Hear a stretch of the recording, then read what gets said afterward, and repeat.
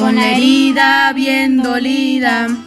Así comenzó mi día. Me puse un curita para no sentir dolor y aguantar la coagulación. Le llamé a mi organismo, inició la hemostasia, junto con la fibrina y vasoconstricción. Ya me siento mejor y me di cuenta que mis plaquetas adherían a mi lesión,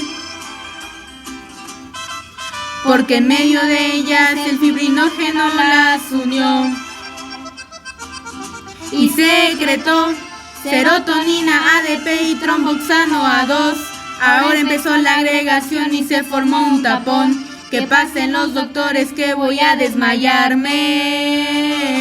Y comenzó la hemostasia secundaria, que incluye la coagulación. Contiene 2 vías para explicarte. La primera es la extrínseca, que libera factor 3 y calcio también.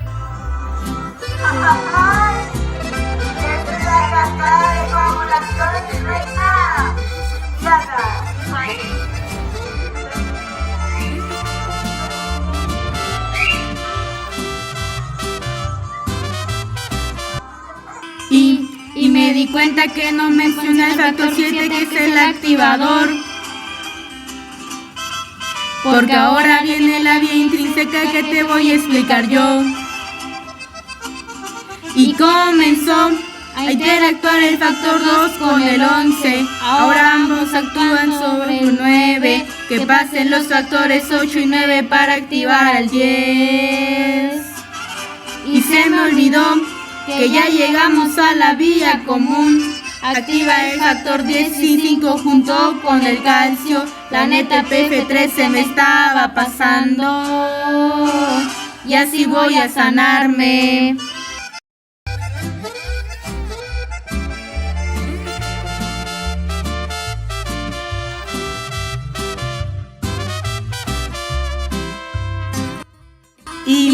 Y me di cuenta que cambió la protomina a trombina, ya que la trombina activa al fibrinógeno.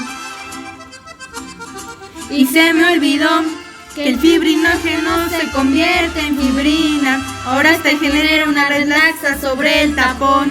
Que pase el factor 13 y así la fibrina va a estabilizarse. Y se atrapó algunos eritrocitos que quedaron en la red. Todo está listo para coagularse. Así la cascada de coagulación va a finalizarse. Y así voy a curarme.